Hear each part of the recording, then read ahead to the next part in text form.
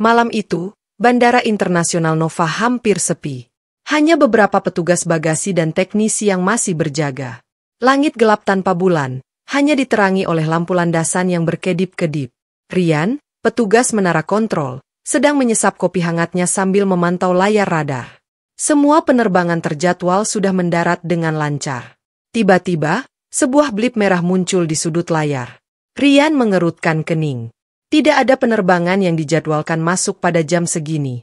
Dia segera mengenakan headset dan mencoba menghubungi pesawat itu. Pesawat tidak teridentifikasi. Ini Bandara Nova. Anda tidak terdaftar dalam jadwal kami. Mohon konfirmasi identitas. Statik radio terdengar selama beberapa detik sebelum suara parau seorang pilot terdengar. Bandara Nova, ini penerbangan 828 Skyway Airlines. Kami mengalami gangguan teknis kecil. Memohon izin darurat untuk mendarat. Rian membeku. Skyway Airlines? Itu maskapai yang sudah tutup sejak dia masih kecil. Tapi di layar radar, pesawat itu jelas-jelas mendekat. Sebuah Boeing 727 klasik, model yang sudah puluhan tahun tidak terbang. Dia buru-buru memanggil atasannya. Pak, ada pesawat tua mendekat, mengaku sebagai penerbangan 828 Skyway. Atasannya, Pak Hendra, langsung pucat. Itu tidak mungkin. Skyway 828 hilang pada tahun 1973. Tidak pernah ditemukan. Tapi sebelum mereka bisa bertindak lebih jauh, pesawat itu sudah memasuki wilayah bandara. Dengan gerakan halus yang tidak terduga untuk pesawat tua, roda pendaratannya menyentuh landasan. Suara mesinnya yang khas, berisik dan bergetar, membuat semua orang di menara kontrol menoleh. Petugas keamanan segera bergegas ke lokasi. Lampu sorot diarahkan ke badan pesawat, memperlihatkan cat yang mengelupas dan logo Skyway Airlines yang sudah kusam. Yang lebih aneh, jendela-jendela pesawat tampak buram, seolah dilapisi kabut. Ketika tangga darurat dipasang dan pintu pesawat terbuka, aroma anyir udara basi langsung menyergap. Satu persatu, penumpang mulai keluar, dengan pakaian yang membuat petugas bandara tertegun. Ada pria berjas potongan lebar dengan rambut gondrong, wanita dengan rok mini dan sepatu platform, bahkan anak kecil memakai baju bergambar serial TV yang sudah tidak tayang selama puluhan tahun. Wajah mereka semua dipenuhi kebingungan. Seorang wanita parubaya bernama Sinta adalah salah satu yang pertama turun. Matanya berkaca-kaca saat melihat bandara modern di depannya, lampu LED, petugas dengan tablet, dinding kaca besar yang memantulkan cahaya. Di mana kami? Tanyanya gemetar kepada petugas terdekat. Ini Bandara Internasional Nova, Bu, jawab petugas itu sambil menatapnya heran. Tapi, ini tidak seperti Nova yang aku ingat, bisik Sinta. Lalu, dengan suara hampir tidak terdengar, dia bertanya, tahun berapa sekarang? Petugas itu bertukar pandang dengan rekan-rekannya sebelum menjawab pelan, tahun 2023, Bu. Ekspresi Sinta berubah seperti melihat hantu. Tangannya menutup mulut. Tidak mungkin. Kami baru saja lepas landas dari Singapura kemarin. Tanggal 12 Juni 1973. Kekacauan pun dimulai. Penumpang lain mulai histeris. Seorang pria tua, yang ternyata adalah kapten pesawat, berteriak bahwa ini pasti lelucon. Tapi ketika salah satu petugas menunjukkan ponselnya yang berlayar sentuh, seluruh kelompok itu terdiam, wajah mereka berubah pucat. Di kejauhan, Rian masih berdiri di menara kontrol, matanya tidak lepas dari pesawat tua itu. Sesuatu di balik kabin gelap, dia yakin, baru saja bergerak. Bukan seperti penumpang, tapi sesuatu yang lebih tinggi, lebih kurus, mengintip dari jendela belakang sebelum menghilang begitu saja. Dia menggigil. Penerbangan 828 memang kembali. Tapi apakah mereka kembali sendirian? Ruang karantina Bandara Nova yang biasanya sepi kini riuh oleh suara langkah cepat dan bisikan panik. Seluruh penumpang penerbangan 828 dikumpulkan di sini, duduk berjejal di bangku panjang sambil dikelilingi petugas berseragam hazmat. Lampu neon putih menyoroti wajah-wajah mereka yang masih bingung dan ketakutan. Dr. Arga, ahli medis bandara, menghela napas dalam-dalam sebelum mendekati seorang penumpang bernama Doni, pemuda berkaos oblong bergambar band legendaris The Rolling Stones. Dengan hati-hati, dia mengarahkan senter kecil ke mata Doni. Pupil Anda normal, gumam Dr. Arga, lalu mengejutkan stetoskopnya yang dingin di dada Doni. Tapi detak jantung Anda sangat lambat, hanya 40 denyut per menit. Doni mengerutkan kening. Aku atlet lari. Itu normal bagiku. Tidak selama 50 tahun, balas dokter itu pelan, matanya menatap dokumen di tangannya. Menurut catatan ini, Anda seharusnya berusia 72 tahun sekarang.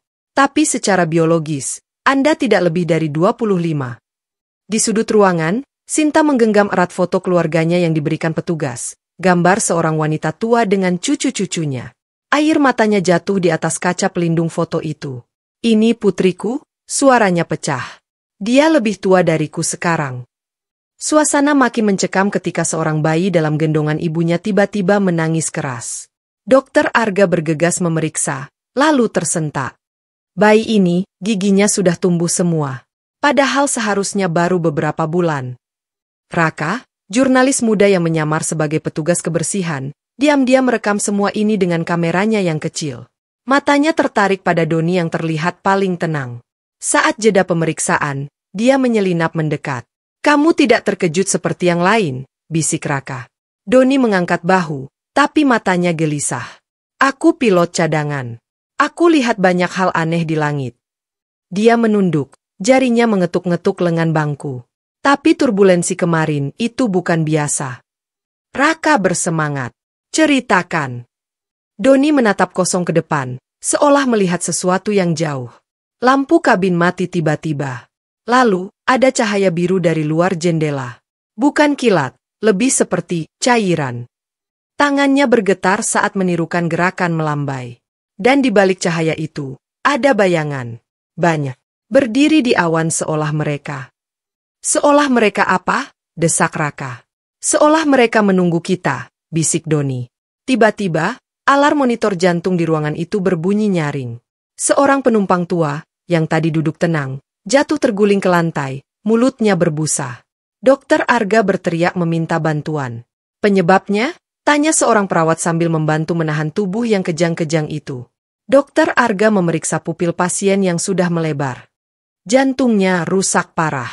Seperti sudah berusia 90 tahun. Padahal, dari dokumen, pria ini seharusnya baru 50-an. Di tengah kekacauan itu, Raka melihat sesuatu yang membuat darahnya membeku. Di balik jendela ruang karantina, sesosok bayangan tinggi berdiri, terlalu kurus untuk menjadi manusia biasa. Saat Raka menoleh, bayangan itu lenyap. Doni menarik lengan Raka. Kamu lihat juga, ya? Sebelum Raka sempat menjawab, teriakan memecah ruangan. Petugas keamanan bergegas masuk dengan wajah pucat. Kami periksa bagasi pesawat. Ada koper berisi surat kabar dari tahun 1973, tiket konser musik yang belum terjadi saat itu. Dan ini. Dia mengangkat sebuah kaset rekaman tua dengan label, Proyek Chronos, Percobaan 12. Raka dan Doni bertukar pandang. Di kejauhan, sirene ambulansa meraung-raung membawa penumpang yang kolaps. Sesuatu yang sangat salah terjadi pada mereka. Waktu seolah mempercepat kerusakan tubuh tertentu. Dan yang paling mengerikan, di dinding ruang karantina, tanpa sumber cahaya yang jelas, bayangan-bayangan tipis mulai merayap seperti asap hitam. Ruang arsip bandara yang berdebu terasa pengap ketika Raka dan Doni menyelinap masuk di tengah malam. Sinar senter Raka menari-nari di atas berkas-berkas tua bertuliskan, Insiden 1973. Lihat ini. Bisik Doni sambil menarik sebuah map coklat lapuk. Tertulis di sampulnya, Proyek Chronos, diatur oleh Dr. Wiranto. Dengan hati-hati, Raka membuka map itu. Foto pertama yang terlihat membuat nafasnya tersendat. Sebuah gambar hitam putih penerbangan 828 yang sedang dipasangi antena aneh di sayapnya. Beberapa orang berjas lab berdiri di dekat pesawat dengan wajah serius. Proyek rahasia pemerintah, gumam Raka sambil matanya cepat memindai dokumen. Mereka memodifikasi pesawat untuk eksperimen perjalanan waktu menggunakan medan elektromagnetik kuat. Doni menarik selembar kertas berisi catatan tangan yang hampir pudar. Percobaan ke-12 gagal. Subjek hilang di zona transit. Tim mendengar suara dari dimensi lain. Mereka bilang jangan dibuka pintunya. Tiba-tiba, suara langkah kaki mendekat dari lorong. Raka buru-buru mematikan senter. Dalam kegelapan, mereka mendengar suara dua petugas berbicara. 4 penumpang lagi menghilang tadi malam. Hanya tinggal pakaian mereka. Dan yang lebih aneh, kamar tidur Sinta di wisma penumpang, semua cermin di ruangan itu retak sendiri. Setelah suara langkah menjauh, Raka dan Doni kembali membuka dokumen. Foto terakhir yang mereka temukan membuat bulu kuduk mereka berdiri. Gambar seorang ilmuwan muda berdiri di depan pesawat. Wajahnya persis seperti Doni. Tidak mungkin. Doni gemetar memegangi foto itu. Aku tidak ingat pernah jadi ilmuwan. Di saat yang sama, Raka menemukan rekaman kaset kecil di dalam map. Tanpa berpikir panjang, mereka memasangnya di pemutar kaset tua yang ada di ruangan. Suara parau terdengar. Laporan terakhir Dr. Wiranto. Tanggal 11 Juni 1973. Pesawat siap untuk uji coba terakhir. Jika berhasil, kita bisa mengirim informasi ke masa depan. Tapi ada risiko zona transit dihuni oleh entitas yang. Rekaman terputus oleh suara jeritan dan derau statik. Suara terakhir yang terdengar adalah bisikan mengerikan. Mereka sudah masuk. Doni menutup wajahnya. Aku mulai ingat. Cahaya biru itu bukan kecelakaan. Itu pintu. Dan kita tidak sengaja membukanya. Di luar jendela, kilat menyambar. Dalam cahaya sesaat itu, mereka melihat bayangan tinggi berdiri di ujung lorong. Tubuhnya terlalu kurus, kepalanya miring dengan sudut tidak wajar. Raka menarik Doni ke lantai. Diam. Ada yang mengawasi kita. Tapi sudah terlambat. Lampu di ruang arsip tiba-tiba padam. Suara benda berat diseret terdengar di luar pintu. Perlahan-lahan, gagang pintu mulai berputar sendiri. Gagang pintu berderit perlahan saat berputar. Raka menahan napas, tubuhnya menekuk seperti pegas yang siap meloncat. Doni di sampingnya menggenggam erat pemadam kebakaran tua dari dinding, tangannya berkeringat dingin. Pintu terbuka dengan hentakan keras. Tapi tidak ada siapa-siapa. Hanya angin malam yang menusuk masuk melalui jendela yang tiba-tiba terbuka lebar. Tirai berkibar-kibar seperti tangan hantu yang menggapai. Kita harus keluar dari sini sekarang. Raka menarik lengan Doni. Mereka berlari menyusuri lorong gelap, senter Raka berayun liar. Bayangan mereka sendiri di dinding terlihat aneh, terlalu panjang, terlalu kurus, seperti sosok yang tadi mereka lihat. Di depan pintu keluar darurat, Doni tiba-tiba berhenti. Tunggu, kamu dengar itu? Suara mesin pesawat menderu dari arah landasan. Suara yang tidak mungkin. Pesawat 828 sudah dikarantina di hanggar terpencil. Dengan hati-hati, mereka mengintip melalui jendela. Di bawah hujan gerimis, pesawat tua itu berdiri menyala sendiri. Lampu kabin berkedip-kedip. Pintunya terbuka lebar seperti mulut raksasa yang menunggu mangsa. Tidak. Doni terisak. Mereka memanggil kami kembali. Tiba-tiba, telepon genggam Raka berbunyi. Tidak ada nomor yang tertera. Suara di seberang hanya berbisik pelan. Jangan biarkan mereka masuk. Pintu harus tetap tertutup. Di kejauhan, sosok-sosok bayangan mulai berjejer di sepanjang jalan menuju pesawat. Raka menyadari dengan ngeri, itu para penumpang yang hilang. Tapi sekarang mereka berjalan dengan cara yang tidak wajar, seperti boneka yang talinya ditarik. Sinta ada di barisan paling depan. Ketika ia menoleh, Raka melihat matanya, sepenuhnya hitam, tanpa putih sama sekali. Doni tiba-tiba menjerit sambil memegangi kepalanya. Aku ingat sekarang. Kami bukan korban, kami adalah eksperimen. Mereka memakai kami sebagai umpan untuk memancing mereka masuk ke dunia ini. Hujan semakin deras ketika mereka berdua berlari ke arah hanggar. Tapi langkah mereka terhenti oleh pemandangan mengerikan. Seluruh petugas bandara yang berjaga tergeletak tak sadarkan diri. Hidung mereka mengucurkan darah hitam. Dan di tengah mereka, berdiri Dr. Wiranto yang sudah tua renta. Tangannya menggenggam alat aneh berbentuk kotak dengan lampu berkedip. Kalian tidak seharusnya melihat ini, suaranya parau. Tapi sekarang kalian tahu kebenarannya. Penerbangan 828 bukan kecelakaan. Itu pintu jebakan untuk mereka dari dimensi lain. Dengan gerakan cepat, Dr. Wiranto menekan tombol di kotaknya. Pesawat 828 tiba-tiba meraung-raung, mesinnya menyala dengan kekuatan penuh. Angin kencang berputar di sekitarnya, menghisap segala sesuatu yang dekat, termasuk para penumpang yang berjalan. Lari! Teriak Raka sambil menarik Doni. Tapi Doni malah melepaskan genggamannya. Aku harus pergi. Aku bagian dari ini. Matanya berkaca-kaca. Kalau tidak, mereka akan terus memburu siapapun yang pernah kontak dengan kami.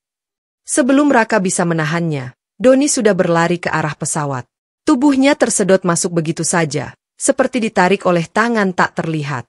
Pesawat itu lepas landas dengan kecepatan mustahil, menghilang ke dalam awan hitam, tepat saat fajar mulai menyingsing.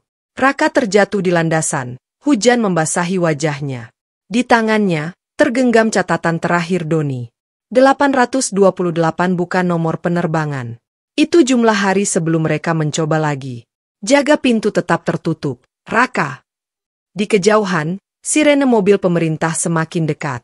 Tapi yang membuat Raka benar-benar ketakutan adalah bekas luka aneh di tangannya. 3 garis sejajar yang mulai berdenyut.